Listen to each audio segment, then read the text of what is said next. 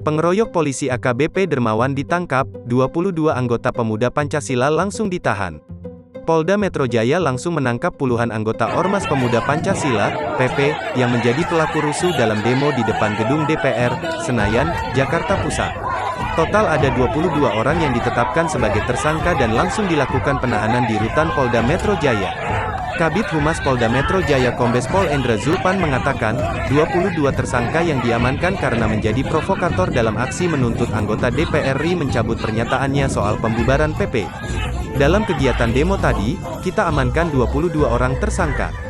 Mereka ditetapkan menjadi tersangka karena menjadi provokator kericuhan. Semuanya sudah diperiksa tadi di awal, kata Zulpan di Mapolda Metro Jaya, Jakarta, Kamis, tanggal 25 November tahun 2021. Zulpan menjelaskan, dalam pemeriksaan itu, di antara 22 orang yang ditangkap kedapatan membawa senjata tajam saat demo di depan gedung DPR.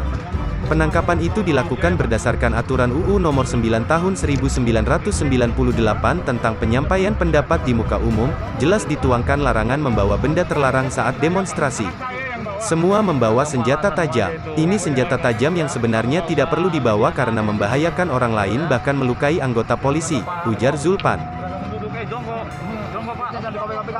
Penanggung wilayah, penjawab wilayah keamanan di depan DPR ini, jujur saja saya miris.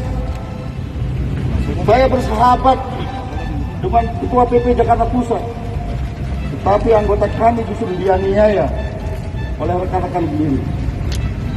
Saya minta diserahkan atau kami kejar. Sekian, terima kasih. Jangan lupa subscribe, share, komen, dan like ya.